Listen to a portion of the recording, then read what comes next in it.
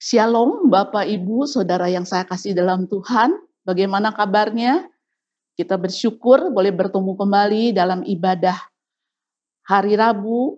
Saya akan menyampaikan firman Allah bagi Bapak Ibu, Saudara sekalian. Mari sebelum firman Allah disampaikan, kita akan sama-sama berdoa kepada Tuhan. Bapa dalam sorga, Bapa yang kami puji dalam pribadi Tuhan Yesus, kami bersyukur Tuhan untuk pertolongan-Mu sepanjang malam. Kami boleh tidur dengan nyenyak dan pagi ini bangun dengan kekuatan yang baru dari Tuhan. Terima kasih Tuhan, sebentar kami akan dilengkapi oleh firman Allah. Berbicaralah kepada kami ya Tuhan, karena kami siap menerimanya. Roh Kudus urapi hamba, juga mengurapi semua Bapak Ibu Saudara yang mendengar firman Tuhan pada pagi hari ini. Di dalam nama Tuhan kami Yesus Kristus, hamba boleh berdoa, bersyukur kepada Tuhan. Amin. Bapak Ibu Saudara yang saya kasih dalam Tuhan, firman Tuhan pada pagi hari ini saya akan ambil dalam Injil Markus pasal yang ke-6 ayat 45 sampai dengan 52. Firman Tuhan hari ini saya beri tema Tuhan Yesus peduli terhadap masalah kita. Yesus berjalan di atas air.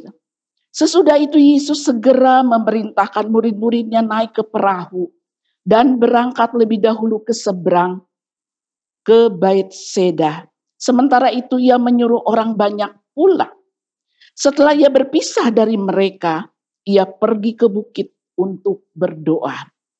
Ketika hari sudah malam, perahu itu sudah di tengah danau. Sedang Yesus tinggal sendirian di darat. Ketika ia melihat betapa payahnya mereka mendayung karena angin sakal, maka kira-kira jam 3 malam ia datang kepada mereka berjalan di atas air dan ia hendak melewati mereka. Ketika mereka melihat dia berjalan di atas air, mereka mengira bahwa ia adalah hantu. Lalu mereka berteriak-teriak, sebab mereka semua melihat dia dan mereka pun sangat terkejut.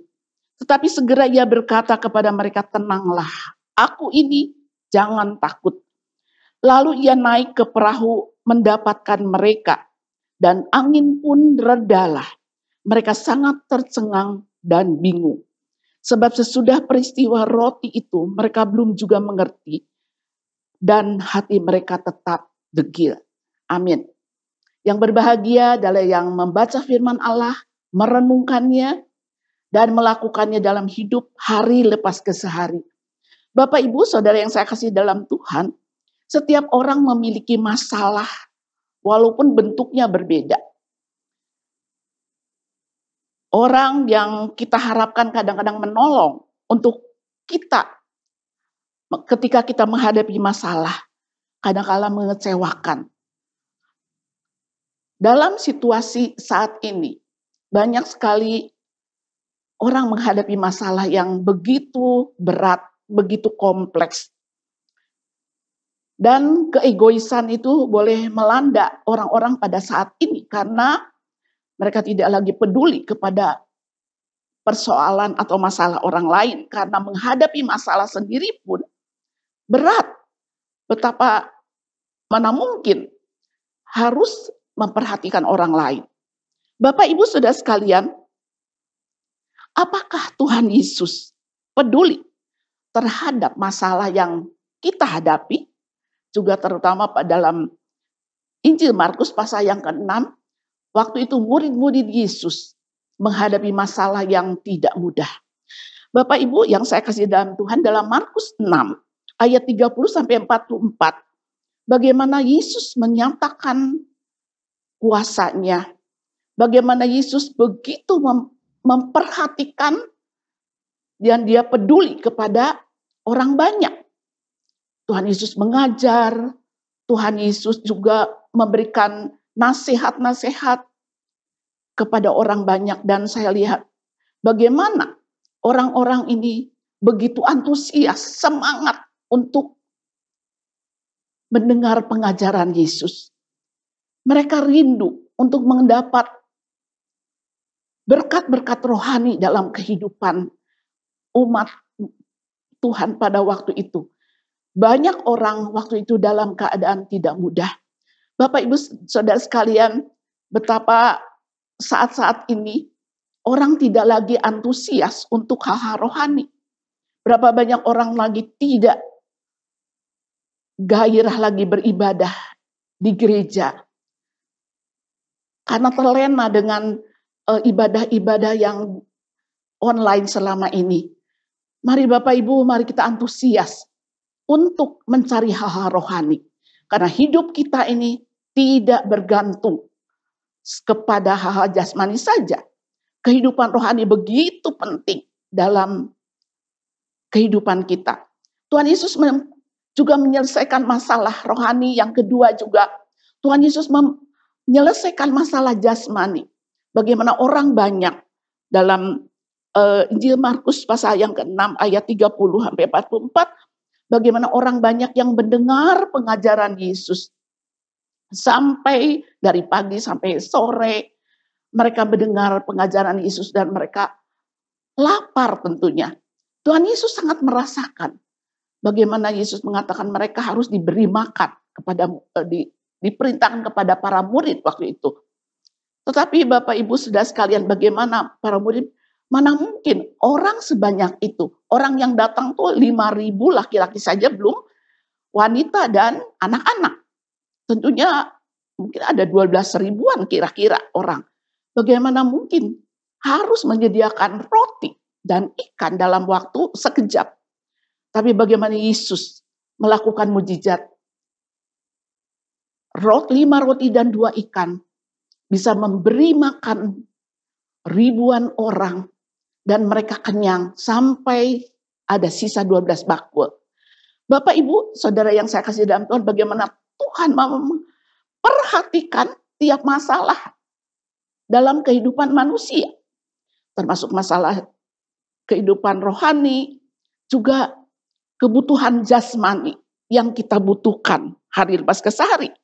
Dan dalam Markus 6 ayat 45 sampai 52, ada masalah yang terjadi. Ketika para murid diperintahkan oleh Tuhan untuk meninggalkan, untuk berangkat lebih dahulu ke seberang, ke Betsaida. Dan dikatakan bahwa Yesus memerintahkan mereka, ia menyuruh orang banyak itu pulang. Dan dikatakan bahwa Yesus, dia mengambil waktu untuk berdoa. Bapak Ibu Saudara sekalian, bagaimana Yesus sudah memberikan keteladanan. Dia Allah sejati, dia manusia sejati, tetapi memelihara kehidupan doa. Dia boleh bersyukur kepada Bapa di sorga, kalau Bapa di sorga sudah menolong kegiatan Tuhan Yesus dalam mengajar, dalam menyatakan kuasanya, memberi makan orang banyak, juga menyembuhkan orang-orang sakit. Dan dia perlu mempunyai hubungan pribadi dengan Tuhan. Bapak Ibu Saudara yang saya kasih dalam Tuhan, dan tertulis dikatakan bahwa Yesus melihat ada masalah yang dihadapi oleh para murid. Dalam ayat 48 dikatakan ketika ia melihat betapa payahnya mereka mendayung karena angin sakal. Nah Bapak Ibu, para murid diperintahkan oleh Tuhan untuk pergi ke seberang, ke Betsaida. Betsaida ini adalah tempat di mana para murid, ada Petrus dan beberapa murid Yesus itu asalnya dari Betsaida. Jadi mereka sudah hafal situasi Danau Galilea. Dan mereka adalah para nelayan yang sudah terbiasa tahu situasi Danau di Galilea. Tetapi bagaimana Yesus ketika memerintahkan para murid untuk ke seberang tanpa Yesus, karena Yesus waktu itu mengambil waktu untuk berdoa. Para murid taat kepada firman, kepada perintah Yesus. Dan Bapak Ibu yang saya kasih dalam Tuhan, bagaimana terjadi angin sakal. Dan apa yang dilakukan oleh Yesus ketika Yesus sedang berdoa. Dia juga memperhatikan para murid yang sedang menuju Betsaida di tengah-tengah danau. Danau Galilea itu panjangnya 21 km, lebarnya 11 kilometer. Dan sungai Yordan mengalir dari utara ke selatan bermuara di danau ini. Sehingga airnya tawar. Danau ini ada di lembah Yordan, dikelilingi bukit-bukit. Oleh karena itulah seringkali ada angin sakal, badai yang terjadi karena situasi seperti itu. Bapak Ibu yang saya kasih dalam Tuhan, Tuhan Yesus dikatakan melihat betapa payahnya mereka mendayung. Jadi yang pertama adalah ketika para murid menghadapi masalah, Tuhan Yesus melihat. Tuhan Yesus tidak membiarkan para murid berjalan melewati kesulitan mereka sendiri. Tetapi Tuhan peduli kepada para murid. Setelah Yesus melayani orang banyak, Yesus ingin menyatakan juga kuasanya kepada para murid. Bagaimana para murid bisa lebih mengenal siapa Allahnya. Siapa Yesus yang selama ini bersama-sama dengan mereka.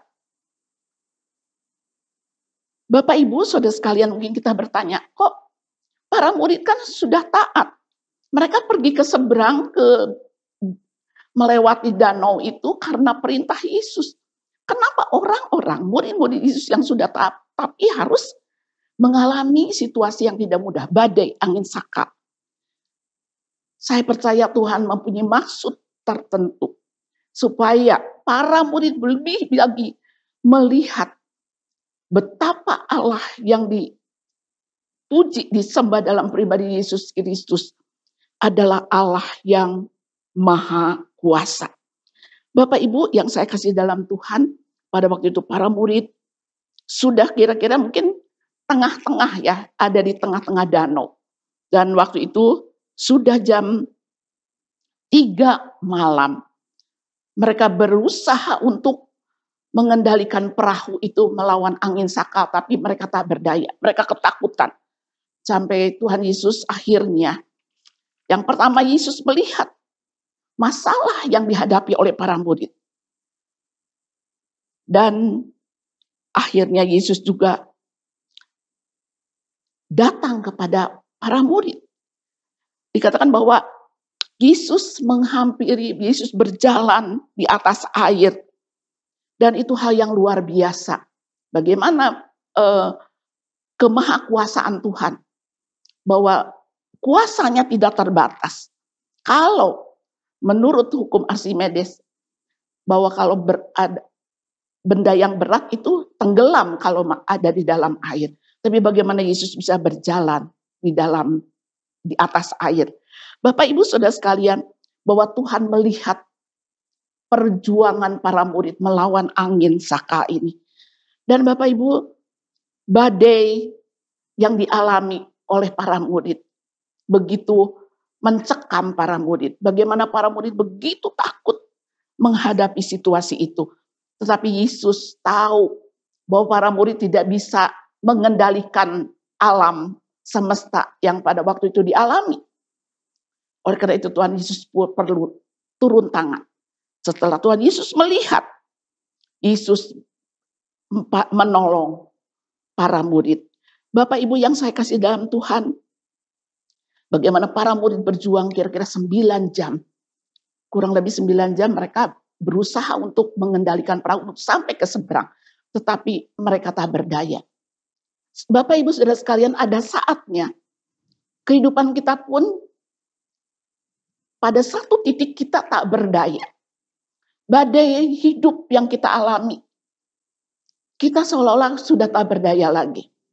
Badai apa yang kita hadapi saat ini? Badai keuangan, badai kesehatan, kesulitan dalam pekerjaan, relasi yang kurang baik dengan keluarga.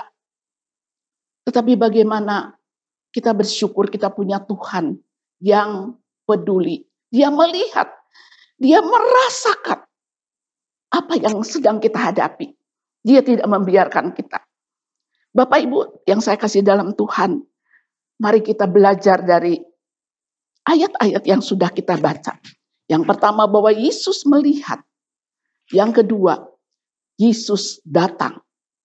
Dikatakan dalam ayat 48, ia datang kepada mereka berjalan di atas air dan hendak melewati mereka.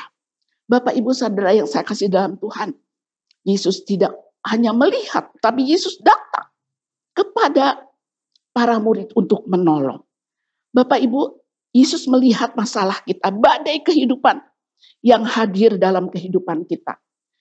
Juga pada waktu itu Yesus peduli kepada para murid, supaya para murid boleh melihat kuasa Tuhan, bahwa pertolongan Tuhan itu tidak terbatas, tanpa batas waktu.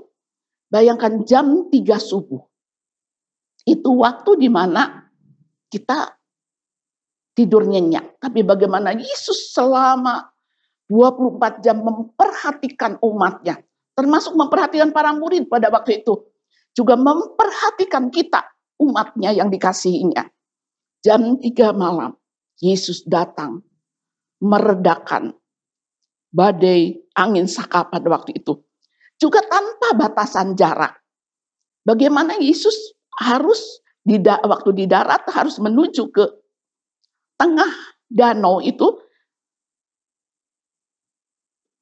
agak jauh, ya, begitu jauh. Tetapi Yesus tidak pedulikan. Kemanapun Yesus harus menolong, dia siap. Bapak Ibu, juga Tuhan Yesus tanpa batasan hukum alam, yaitu berjalan di atas air. Yesus datang secara ajaib. Bagaimana Yesus bisa berjalan di atas air, sehingga para murid pada waktu itu melihat, karena belum pernah ada seorang manusia yang bisa berjalan di atas air tanpa alat apapun. Bapak Ibu yang saya kasih dalam Tuhan, sehingga para murid waktu itu berkata, itu adalah hantu. Mereka berteriak. Bapak Ibu, sampai para murid tidak mengenal lagi kepada Yesus karena kepanikan. Betapa banyak kita ketika kita mengalami situasi yang tidak mudah dan kita dalam keadaan panik, kita dalam keadaan khawatir, takut, sehingga kita tidak melihat kehadiran Tuhan yang hadir dalam hidup kita, dalam tiap situasi. Dalam ayat 50 dikatakan, sebab mereka semua melihat dia, dan mereka pun sangat terkejut. Tetapi segera ia berkata, tenanglah, aku ini, jangan takut.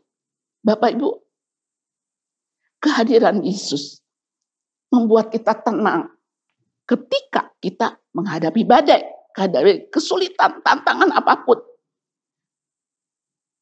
Perintah Tuhan, tenanglah, jangan takut. Betapa seringkali kepanikan melanda hidup kita, sehingga kita tidak bisa tenang menghadapi badai kehidupan. Bapak Ibu, oleh karena itu, mari kita belajar dari peristiwa yang terjadi pada 2000 tahun yang lalu. Dan dikatakan bahwa lalu ia naik ke perahu mendapatkan mereka, dan angin pun redalah. Bapak Ibu yang saya kasih dalam Tuhan, kalau Yesus hadir dalam hidup kita, badai apapun yang kita hadapi, tidak perlu takut karena ada kehadiran Tuhan. Dan dia siap memeluk kita dengan kasih-Nya. Dia siap memberikan ketenangan, sehingga kita tidak takut menghadapi situasi apapun. Bapak Ibu yang saya kasih dalam Tuhan, Yesus bisa berjalan di atas air. Itu hal yang mujizat, yang ajaib, yang Tuhan lakukan, yang selama ini belum pernah dilihat oleh para murid. Bapak Ibu yang saya kasih dalam Tuhan, bahwa Tuhan itu berkuasa atas alam semesta ini. Kehadiran Tuhan dalam hidup kita selalu ada mujizat. Dalam sekejap, badai itu boleh tenang. Tetapi Bapak Ibu, seringkali Tuhan izinkan kita juga mengalami proses dulu, baru kita mengalami pertolongan Tuhan. Berapa jam para murid harus melawan angin saka itu dengan susah payah. Tetapi dalam sekejap Tuhan meredakan. Bapak Ibu Saudara sekalian, mari kita belajar sabar ketika Tuhan memproses kita. Mungkin ada doa yang belum dijawab Tuhan. Mungkin ada penyakit yang sudah lama kita derita, belum ada kelihatan kesembuhan. Ada pergumulan yang belum Tuhan jawab. Ada doa-doa kita yang belum Tuhan jawab. Mari kita belajar menunggu proses Tuhan. Sabar ketika kita mengalami proses. Dan kita yakin ketika Yesus menjawab doa kita, tepat pada waktunya, kita boleh bersyukur kepada Allah. Kita punya Bapa yang mengasihi kita. Bapak Ibu yang saya kasih dalam Tuhan, Tuhan Yesus bisa melakukan perkara-perkara yang mustahil bagi manusia. Yesus berjalan di atas air itu bagi manusia itu hal yang mustahil. Masalah apa yang kita hadapi yang mungkin dianggap bagi kita tuh begitu sulit, begitu menakutkan, begitu hal yang tidak mungkin terselesaikan. Apakah itu masalah keuangan? Apakah itu masalah kesehatan? Hubungan suami istri yang kurang harmonis? Masalah apapun, keamanan yang kita butuhkan, Tuhan sanggup melakukannya. Tidak ada perkara sulit bagi Tuhan. Bapak Ibu, mari kita meyakini bahwa Allah mampu melakukan mujizat. Mujizat adalah hal yang tidak mungkin bagi manusia, tapi mungkin bagi Allah. Mari kita beriman kepada Tuhan. Kita boleh taat kepada Tuhan. Karena Tuhan bisa menyelesaikan perkara-perkara, masalah-masalah, badai kehidupan yang sulit, yang Tuhan izinkan dalam kehidupan kita. Bapak Ibu yang saya kasih dalam Tuhan, yang pertama adalah Tuhan melihat. Yang kedua, Tuhan datang. Tuhan hadir dan siap untuk menolong. Yang ketiga adalah Tuhan Yesus tinggal dalam kehidupan kita. Tuhan Yesus dikatakan dalam ayat 51, lalu dia naik ke perahu, mendapatkan mereka dan angin pun redalah. Bapak Ibu yang saya kasih dalam Tuhan, Yesus selain melihat pergumulan kita, dia merasakan apa yang kita hadapi. Dia juga datang melawat kita. Yang ketiga, dia juga hadir, tinggal dalam kehidupan kita.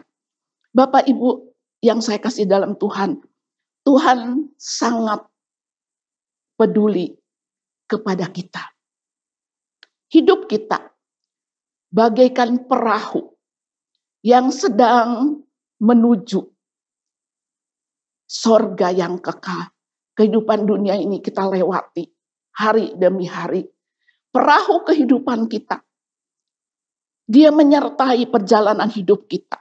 Dalam usaha kita, dalam bisnis kita, dalam pekerjaan kita, juga dalam anak-anak, remaja, pemuda yang masih sekolah atau kuliah. Ada penyertaan Tuhan, ada kehadiran Tuhan. Dan Tuhan menjanjikan itu bahwa aku menyertai kamu sampai kesudahan zaman. Bapak Ibu yang saya kasih dalam Tuhan, Immanuel, Allah beserta kita. Dia hadir dalam perahu kehidupan kita. Dia peduli kepada masalah kita.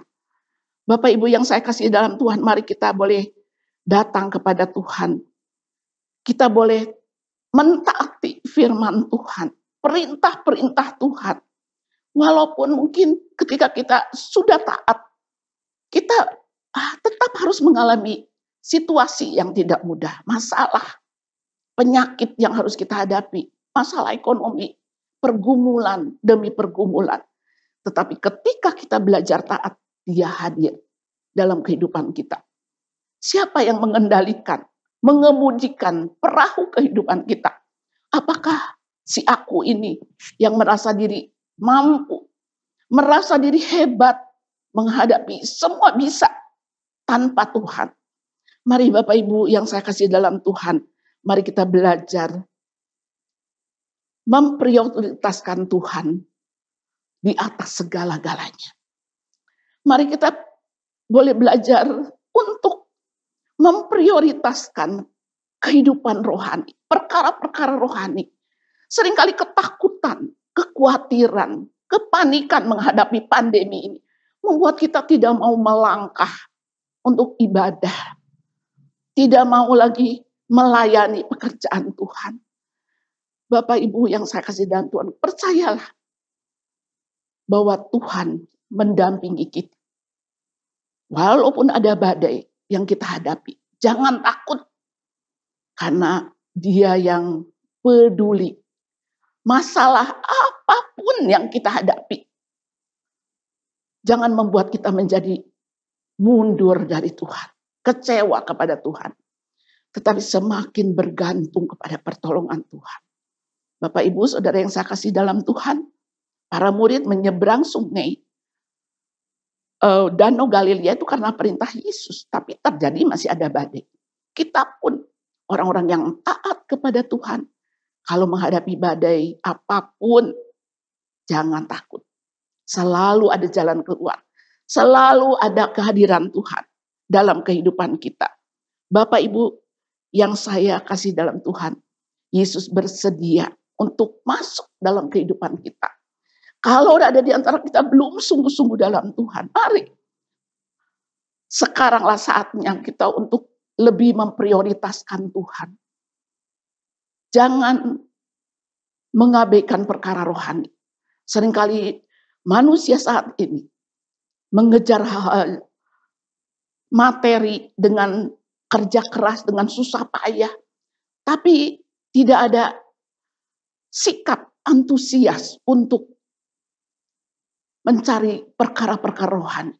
Mari terus kita cari Tuhan. Baik dalam ibadah, baik ibadah online, ibadah di gereja yang sudah dibuka. Mari kita berlomba-lomba untuk mencari perkara-perkara rohani. Supaya hidup kita kuat menghadapi tantangan.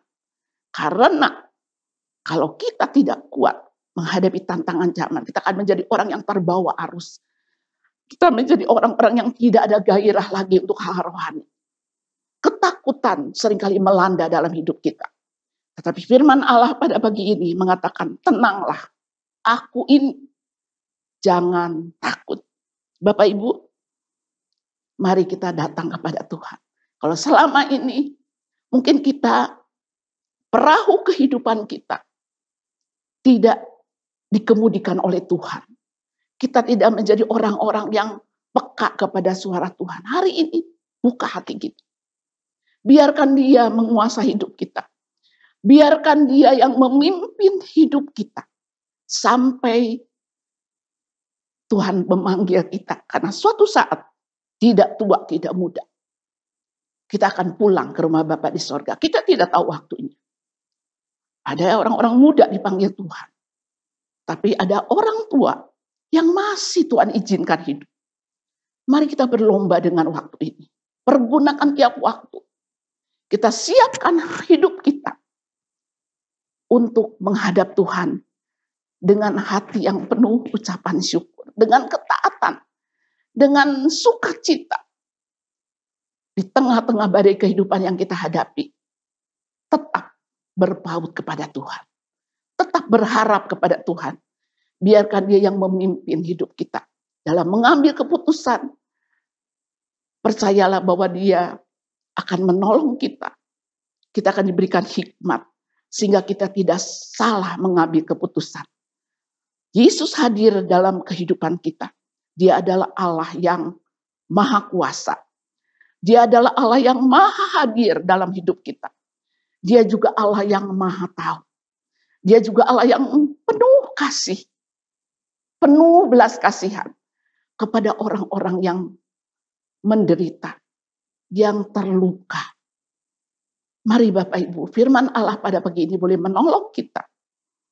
Bahwa Yesus peduli terhadap masalah kita apapun itu. Mari kita sama-sama tundukkan kepala, kita akan berdoa. Bapa dalam sorga, kami bersyukur ya Tuhan. Kalau peristiwa 2000 tahun yang lalu bagaimana Tuhan Yesus menolong, peduli kepada para murid yang menghadapi angin sakal. Dan Tuhan meredakan angin itu. Bapa dalam surga, terima kasih kami boleh melihat bahwa Allah yang kami sembah dalam pribadi Yesus adalah Allah yang berkuasa atas alam semesta ini. Allah yang berkuasa mengendalikan hidup kami. Bapa dalam surga, ampuni kami ya Tuhan. Kalau selama ini kami berusaha dengan kepandaian kami, merasa diri hebat menghadapi tantangan apapun. Tetapi Tuhan, kami boleh belajar bahwa ada satu titik bagaimana kami tak berdaya. Kami sangat membutuhkan Tuhan dalam menghadapi badai kehidupan yang Tuhan izinkan dalam kehidupan kita. Kami ya Tuhan. Bapa dalam sorga, hamba boleh menyerahkan semua. Kami umat Tuhan yang mendengar firman Tuhan. Mari Tuhan, ada para orang tua, para lansia, ada ibu-ibu muda, bapak-bapak, ada pemuda-pemudi, remaja, anak-anak sekolah minggu kami. Kami membutuhkan kehadiran Tuhan dalam hidup kami. Bapa, mari Engkau hadir dalam hidup kami. Melihat apapun yang kami derita pada hari-hari ini, Engkau selalu ada bersama dengan kami. Dan Engkau siap menolong kami, memberikan kami ketenangan, menghadapi badai kehidupan yang sulit sekalipun, mujizat itu masih terjadi. Terima kasih Bapa, Kau yang menyembuhkan, memulihkan keadaan kami. Kalau ada di antara kami ada yang sakit, ada dalam pergumulan, kesulitan ekonomi, Engkau juga yang membukakan jalan keluar tepat pada waktunya. Ampuni kekurangan kami di hadapan-Mu, ketidakpercayaan kami, sehingga membuat kami tidak melihat kehadiran Tuhan. Terima kasih Tuhan, terima kasih Roh Kudus yang hadir dalam hidup kami. Terima kasih Bapa untuk firman-Mu pada pagi hari ini. Tuhan yang menolong kami, menjaga kami, mengemudikan kehidupan kami hari lepas ke sehari. Hanya di dalam nama Tuhan kami Yesus Kristus, hamba berdoa dan bersyukur kepada Tuhan. Amin. Selamat pagi Bapak Ibu Saudara sekalian. Tuhan memberkati kita. Amin.